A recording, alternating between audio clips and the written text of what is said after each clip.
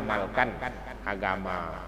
Hari ini kita jangankan berita Allah, berita Rasulullah, berita manusia kita yakin. Masa berita Allah, berita Rasulullah kita tak yakin. Contohnya apa?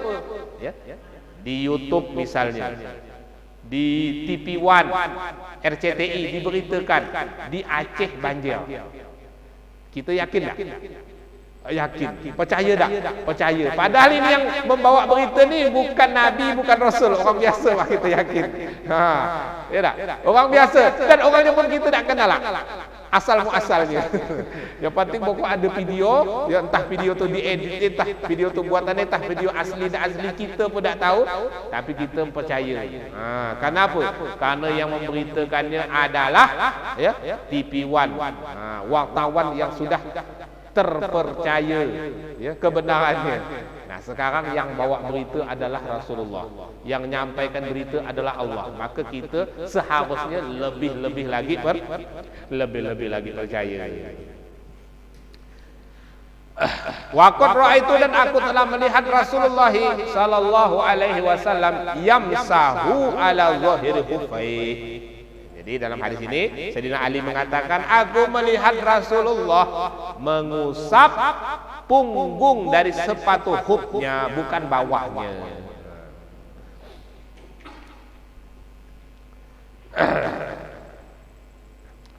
Hadis selanjutnya. Kalau mau ada yang ditanyakan langsung ditanyakan, ya. Ya. Saya mendengar Ustaz. Ya. Jasmani dan ada wudu rohani. Katanya kalau kita wudu jasmani tidak melakukan wudu rohani, katanya sholat kita tidak sah. Benar atau enggak? Benar atau enggak ya tak? Wudu jasmani, wudu rohani itu istilah entah dari mana asal muasalnya, wallahu a'lam.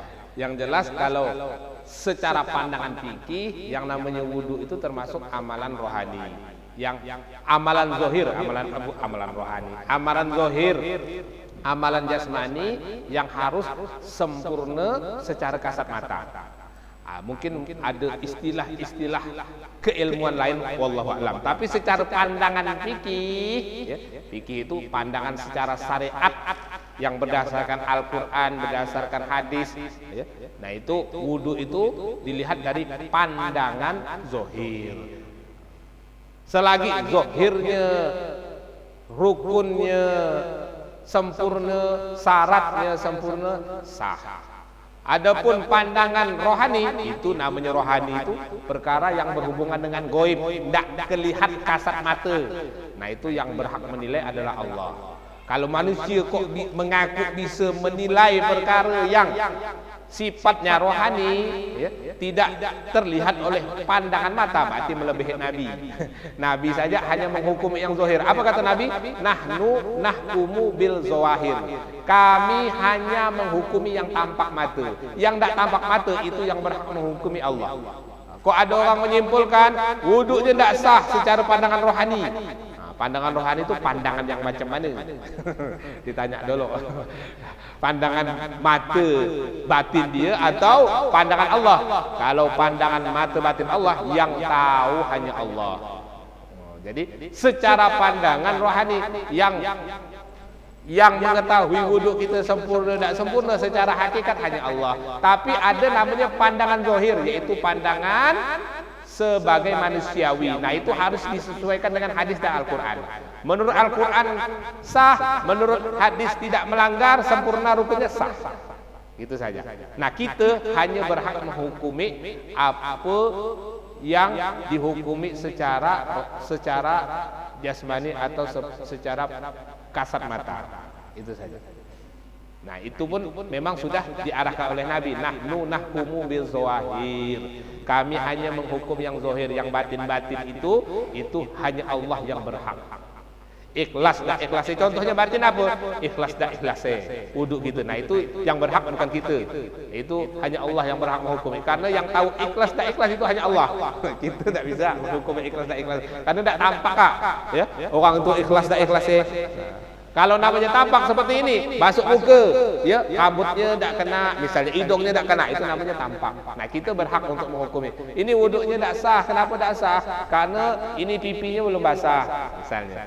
Wuduknya tak sah, karena tak sah? Karena tangannya tak sempurna, tak sampai sikut lah. Nah, itu kita berhak. Tapi kalau yang batin-batin, ikhlas tak ikhlas, yakin tak yakin, nah itu hanya hak Allah yang berhak untuk menghukumi. Kita tak boleh menghukumi. Kalau kita menghukumi orang ikhlas tak ikhlas, melampaui kemampuan kita, melampaui kapasitas kita. Wallahu a'lam. Ada yang lain? Ya. Terus Ustaz, gimana cara wudhu dalam bis antar provinsi kan? Itu kan bis itu misalnya kan dia tuh berhenti di salah satu warung makan gitu. Iya. Sedangkan bis itu tidak pernah berhenti di masjid atau di musola. Iya. Jadi sedangkan dalam masjid, dalam bis itu tidak ada air, air hanya untuk cukup untuk masuk cabai dengan air kecil gitu. Iya. Gimana Pak cara wudhu? Kalau air tak ada dan tak memungkinkan untuk berhenti, memang ada sebagian bis di urusan ya, lintas Jawa itu biasa tak peduli ya. Mau kita solat tak waktu solat tak waktu solatnya pokoknya jalan terusam. Kalau kita minta berhentikan, pokoknya tewas ditinggalkannya. Jadi istilah. Kita diberhentikannya mah, Pak berhenti lo mau sembahyang, mu jomah diberhentikannya tapi tunggunya lalu lah. Ada macam bihan. Seandainya terjadi macam bihan gimana? Ya. Tayamum, ganti tayamum. Jadi debunya dari mana? Debu tayamum itu tidak mesti dari tanah. Debu itu kan banyak kadang yang termasuk debu itu kita lihat kalau yang menempel-nempel kadang di dinding. Nah, itu namanya debu. Kadang-kadang di apa?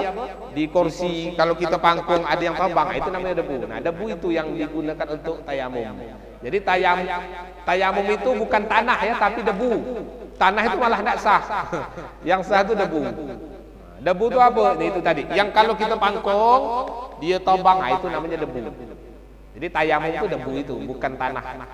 Jadi mungkin di kaca kadang-kadang kan ada kelihatan agak kabut-kabut. Nah, itu debu yang digunakan untuk tayamum.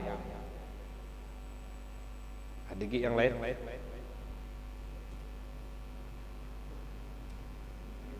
Ya.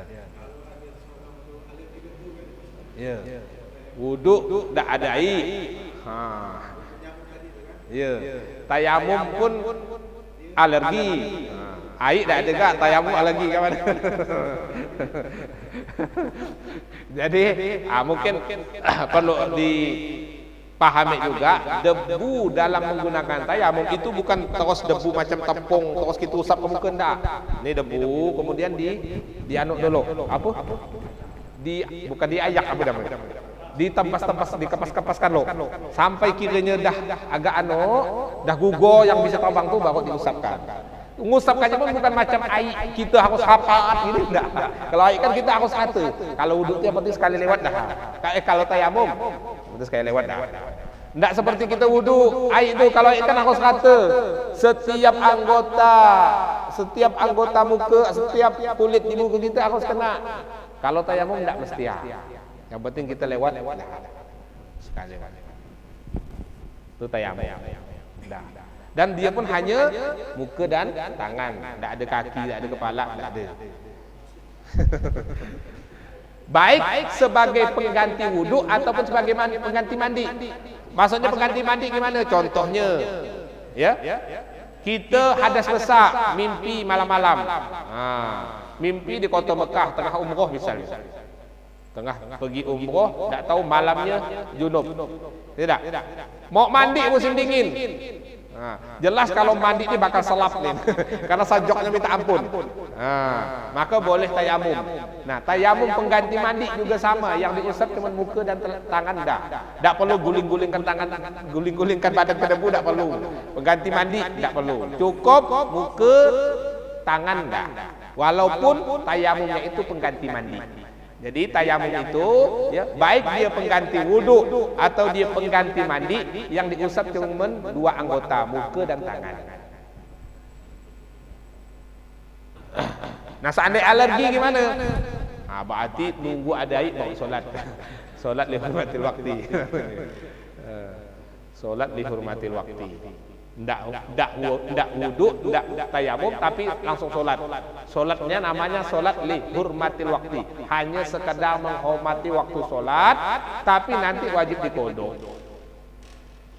Seandainya ndak bisa tayamum juga. Ada yang lain?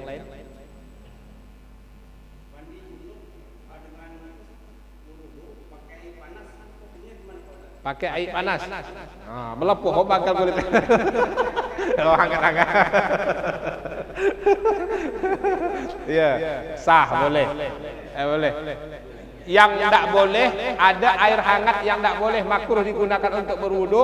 Air hangat yang hangatnya satu karena matahari, yang kedua di dalam wadah yang terbuat dari seng. Nah itu makruh digunakan. Kalau panasnya karena api, tidak makruh, boleh. Contohnya, misalnya kita punya tong air stainless. Nah itu kena sinar matahari, kemudian air yang dalam stainless itu panas, maka air itu makruh digunakan. Kenapa makruh? Karena kata Nabi, ini yang makruh kan bukan saya tapi Nabi. Karena kata Nabi itu bisa menyebabkan penyakit belang.